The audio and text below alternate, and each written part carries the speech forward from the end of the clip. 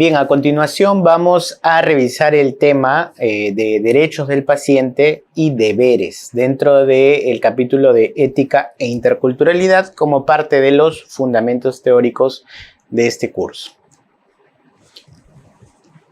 Muy bien, entonces, ¿dónde parte todo? Cuando hablamos de derechos del paciente, nos tenemos que remitir a esta ley, ¿no? Es la ley 29414.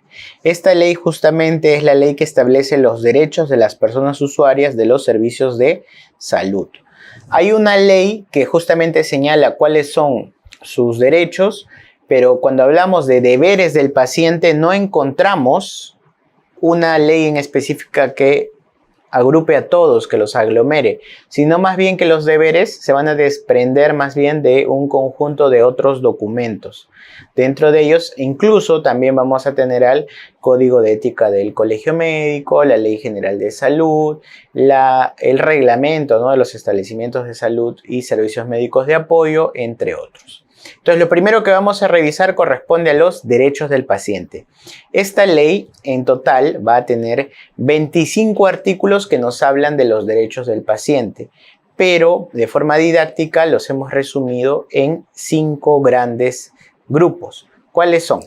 Primero, el derecho al acceso a los servicios de salud, es decir, que el paciente tiene derecho a recibir atención médica adecuada y oportuna, así como atención por emergencia sin que exijan documento pago alguno. Pero ojo, hablamos de emergencias reales, ¿sí? Cuando hablamos de situaciones de emergencia, de ley de emergencia, no pues hablamos de urgencias, ¿ok? Esto lo vamos a ver a detalle en la siguiente lámina. Muy bien, derechos al acceso de información.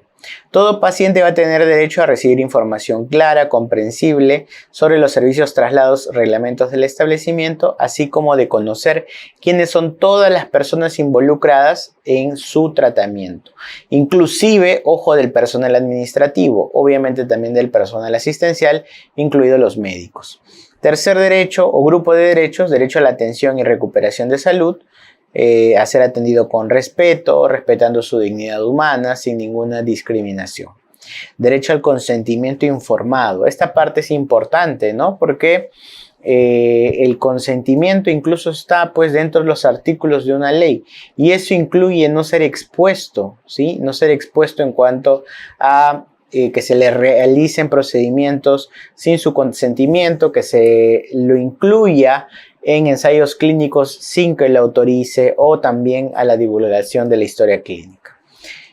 Y en último lugar, protección de derechos en salud, ¿no? Tiene derecho a ser escuchado, a recibir respuesta a reclamos, a denuncias, a quejas y también acceso a su copia de historia clínica, sea física o sea digital. Ya está, entonces este es el resumen. Los derechos de los pacientes se pueden agrupar en estos 5. Ahora vamos a ir a detalle para desarrollar cada uno de ellos y poner algunas situaciones de ejemplo. El primero, derecho al acceso a servicios de salud. Entonces tú ya sabes que cuando hablamos de acceso significa que no van a existir barreras. ¿Y cuáles son las barreras? Geográfica, económica, cultural y administrativa. Entonces, que no tengamos estas barreras. Con eso tú ya puedes deducir el contenido de este capítulo de derechos al acceso al servicio de salud. Primero, a ser atendido de emergencia en establecimientos públicos o privados sin la condición de presentar documento pago alguno. Pero estamos hablando de prioridades 1, ¿sí? Donde el riesgo de vida es inminente. Si no es así, entonces esta persona va a tener que ir al establecimiento de salud donde tenga filiación a través de ¿qué? De su IAFAS, de su institución financiadora. Ojo con eso. Luego, su otro derecho es a elegir libremente al médico o el establecimiento de salud de acuerdo a su tipo de seguro. No porque yo tenga el derecho de elegir libremente, me voy a saltar todo el proceso de referencia y voy a ir de frente al instituto especializado y exigir un derecho que no me corresponde. No. Dependiendo del tipo de seguro que tengo, por ejemplo, por citar salud, si yo arranco desde un primer nivel a través de un CAP, de un centro de atención primaria, entonces tendré que seguir toda la jerarquía en cuanto a las referencias, ¿no? Pasar a un nivel 2 o pasar a un nivel 3 de atención. Entonces, sí tengo derecho al a acceder al establecimiento, pero en el marco de la normatividad de mi institución financiadora. A ser atendido por profesionales médicos con libertad de opinión. También, ¿no? De la misma forma. Ahora, el médico, aquí también este es un deber del médico. En caso el médico tenga algún conflicto con la atención del paciente producto de sus creencias, entonces el médico, ¿a qué va a apelar? Va a apelar a su objeción de conciencia. Y esta objeción de conciencia va a primar en este ejercicio de la objeción de conciencia la beneficencia del paciente. Primero es el paciente. Entonces el médico lo que hará es pedir a otro colega igualmente capacitado con la misma posibilidad de acceso para el paciente que maneje el caso. Muy bien, porque alguna decisión podría ir en contra de sus creencias personales. Por ejemplo, podemos citar el caso de médicos que por su creencia religiosa no administren anticonceptivos, no prescriban en todo caso. Entonces ese médico tiene que manifestarlo, inscribirse como objetor y también informarle al paciente para que sea atendido por otro que sí lo haga y de esa forma se respete su derecho a contar con una segunda opinión médica. Esto además también está ratificado en el Código de Ética y Deontología del Colegio Médico del Perú. Entonces, yo como médico, cuando el paciente, por alguna razón, existe un resquebrajamiento de la relación médico-paciente o simplemente porque de así lo desee, el paciente es libre de pedir una segunda opinión. A acceder a servicios, medicamentos y bienes de salud adecuados. Bueno, aquí definitivamente, si bien es cierto, está señalado en la ley, en la práctica pues habría que entender o definir qué realmente es adecuado, ¿no? Porque la calidad que vamos a encontrar en los servicios públicos sabemos todos que no es la mejor. Listo, ese es el capítulo de derechos al acceso a servicios de salud. Luego viene la protección de derechos en salud. Dentro de esto, ¿qué vamos a encontrar? Que el paciente tiene derecho a ser escuchado y recibir respuesta de su queja o reclamo. Aquí es importante diferenciar. Cuando yo hablo de reclamo, el reclamo se refiere a una insatisfacción sobre el servicio de salud prestado. En cambio, la queja va a corresponder a una insatisfacción sobre otro aspecto del servicio. ¿Sí? No sobre el servicio de salud, sino de repente, si yo tengo problemas tengo alguna insatisfacción con el personal administrativo o tengo alguna insatisfacción porque tal vez, no sé, no me gusta la iluminación del establecimiento de salud, entonces ahí presento una queja. Eso no tiene que ver con el servicio de salud. Cuando es sobre el servicio de salud se denomina reclamo. Si mi reclamo no es atendido y el reclamo se atiende a través de ¿qué? Del libro de reclamaciones, el establecimiento tiene 30 días para la atención de mi reclamo, entonces ahí yo puedo irme a su salud y presento mi queja, ¿sí? Entonces la queja no solamente es sobre algo no relacionado al servicio de salud, sino también la queja viene a ser la evolución del reclamo no atendido o mal atendido por el mismo servicio de salud. Y esa queja ya va a su salud, ¿ok? Listo. Luego, otro derecho, a recibir trato inmediato y solicitar reparación por los daños ocasionados en el establecimiento de salud de acuerdo a su cobertura. Igual, el paciente debe o tiene el derecho de recibir indemnización por el restablecimiento de su salud cuando el responsable sea el establecimiento. A tener acceso a la historia clínica virtual. La historia es del paciente, ojo. El establecimiento solamente resguarda, cuida, guarda, almacena, archiva la historia. Pero el contenido de la historia es del paciente. Entonces él tiene derecho a poder acceder a su historia. ¿Eso qué quiere decir? Que va a ir al establecimiento y le va a decir, dame mi historia, me la voy a llevar a otro lado, me la voy a llevar a mi casa. No. Si el paciente quisiera tomar su historia, entonces tiene que pedirlo de manera formal a través de un documento y asimismo pagar el costo del fotocopiado. A la información confidencial contenida en tu historia clínica, ¿no? Entonces aquí te acuerdas, ¿no? Shakira, ¿no? Shakira, este derecho ha sido violentado, ¿no? A su información confidencial. Muy bien, continuamos. Derecho al acceso a la información o acceso de información, ¿no? Y ahí está, ser informado sobre sus derechos. Por eso en los establecimientos de salud está pegado. No están pegados todos estos puntos que estoy hablando, pero sí vas a encontrar ¿qué cosa? Este resumen, ¿no? Derechos del paciente con este resumen de aquí, los 5 puntos. Entonces, esto se coloca en los establecimientos. Luego, el nombre y datos principales de todos los que lo atienden. Por eso las personas que atienden a alguien deben identificarse. A recibir información con amabilidad y respeto sobre el uso, la condición de uso de los servicios, a ser informado sobre su traslado dentro y fuera del establecimiento, así como a dar o no su consentimiento. Entonces el paciente va a dar consentimiento de ser referido, de ser trasladado, etcétera, ¿no? A recibir información del establecimiento, a que el médico le brinde atención o información completa, oportuna, comprensible. Ojo, comprensible. Entonces el médico tiene que adaptarse. Si hay alguna barrera cultural, debe adaptarse para superar esa barrera cultural, o si hay una barrera en cuanto al conocimiento, comprensión del paciente por su grado de instrucción, el médico lo debe hacer lo más sencillo posible para que la persona acceda o en todo caso tome decisiones informadas sobre su propia salud. Tiene derecho a decidir su retiro voluntario, a negarse a recibir un tratamiento y a ser informado sobre todas las pruebas, productos que le hacen comprar o va a recibir, ¿no? Así como sus efectos secundarios. Esto es importante. En algunos establecimientos, de repente ustedes lo han visto, cuando el paciente pide su retiro voluntario, ¿qué sucede? Viene la enfermera y le saca la vía, ¿no? De pronto. Y el médico ya no le habla. Le dice, tú estás de alta, conmigo no hables. Y le dice al resto del equipo, ya no hablen con ese paciente, está de alta. No, ese paciente se ha pedido su retiro voluntario, dependiendo de la condición de su estado de salud, hay que explicarle qué implicancias tiene. Algunos dicen, ya, se va sin medicamentos, pero ¿qué tal si hay alguna parte de la continuación del medicamento que la podría llevar en casa o en otro lugar? Entonces igual, ¿no? Tú no simplemente puedes omitir toda la información. Algunos lo hacen así, ¿no? Parece que el paciente se ha peleado, lo toman a personal, la parte de la solicitud de retiro voluntario. Pero en la realidad, como ustedes ven, es un derecho que tiene el paciente. Obviamente, este ejercicio al derecho debe de no poner en peligro la vida del paciente. Tengan en cuenta eso. Muy bien, vamos con 2 más. Derecho a la atención y recuperación de la salud.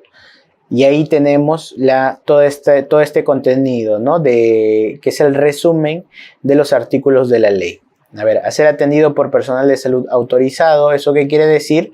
Que el personal de salud debe estar colegiado, debe estar habilitado, ¿no? Eso significa personal de salud autorizado. A ser atendido con respeto, dignidad, buen trato y sin discriminación. A recibir tratamiento y ser advertido de posibles reacciones, a no ser expuesto al peligro o a peligros externos del establecimiento, a autorizar la presencia de terceros, eso también, ¿no? Obviamente esto convenia del médico tratante, y a respetar el proceso natural de muerte del paciente como consecuencia del estado terminal de la enfermedad. Ya está definido.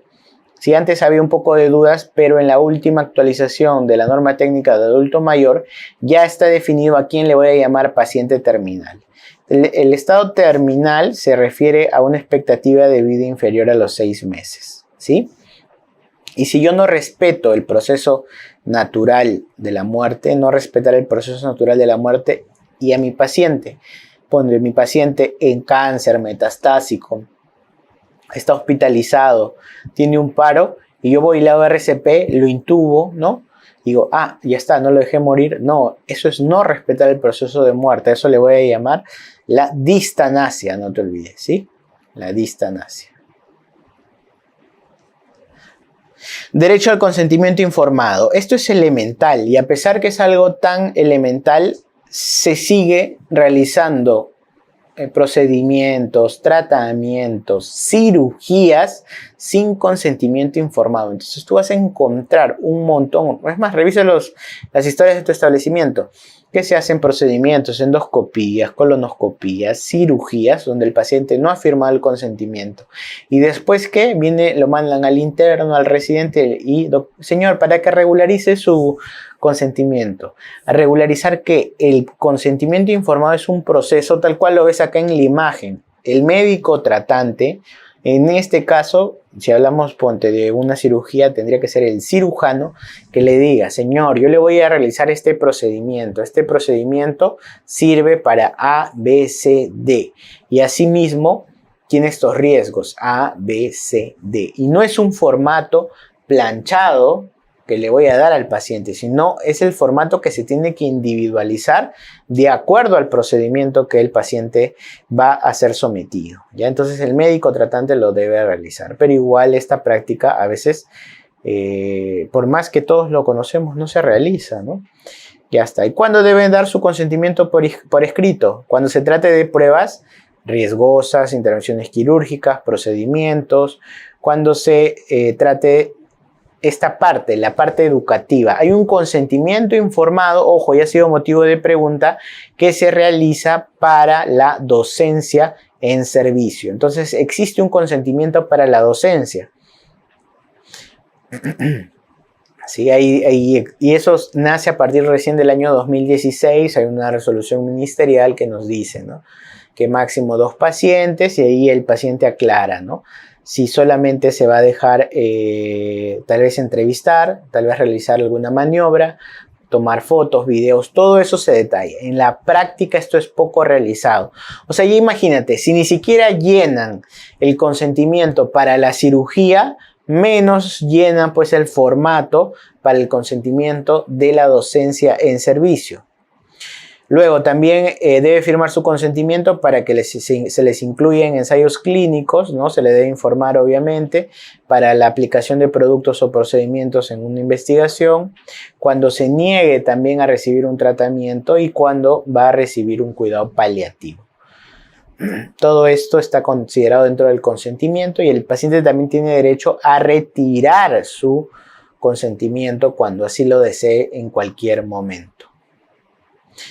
Listo. Hasta ahí hemos visto los derechos. Ahora, ¿qué sucede si en general durante la atención yo tengo una insatisfacción con el servicio de salud recibido? Entonces acuérdense que yo tengo derecho a presentar reclamos.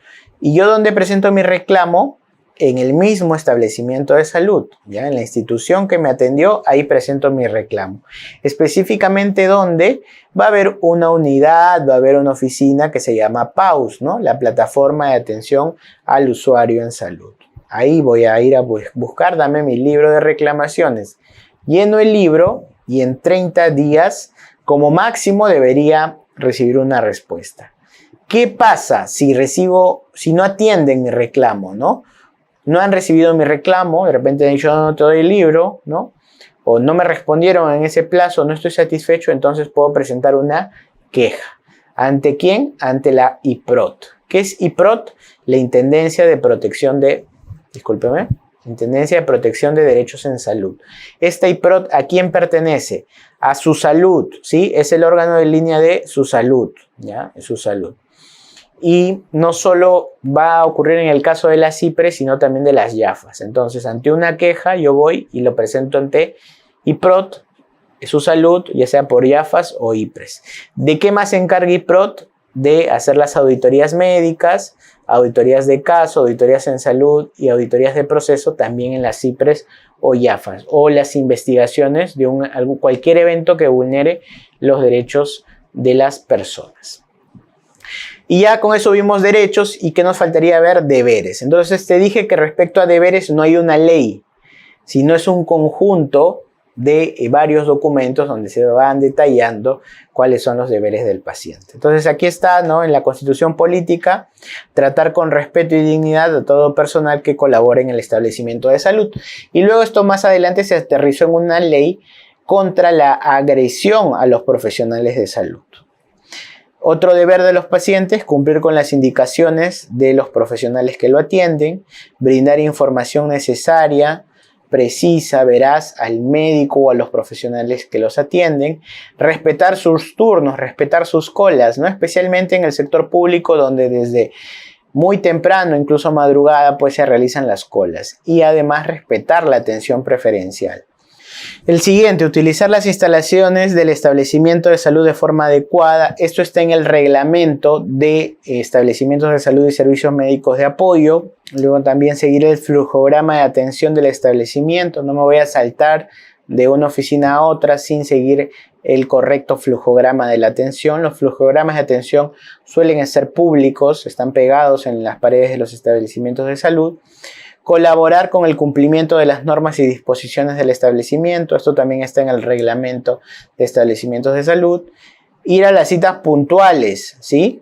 Puntuales. ¿Por qué? Porque ya sabes que los servicios públicos están abarrotados, ¿no? Entonces no vas puntual, malogras todo el flujo de atención. Eso está en la Ley General de Salud.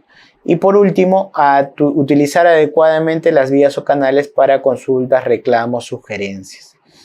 Ya te comenté que primero haces tu reclamo ante el establecimiento. Si no estás conforme, ya te vas a su salud, presentas tu queja. Y eso está en la Ley de Código de Protección y Defensa del Consumidor. Muy bien. Definitivamente lo más preguntado, porque ojo, ya ha venido en un examen ENAM extraordinario, si no me equivoco, nos han preguntado por derechos de los pacientes. Nos han puesto una situación y nos han dicho cuál de los siguientes grupos de derechos de pacientes se han visto afectados. Entonces estos 5 grupitos sí, de todas maneras, de memoria, por favor. Y con eso finalizamos esta teoría.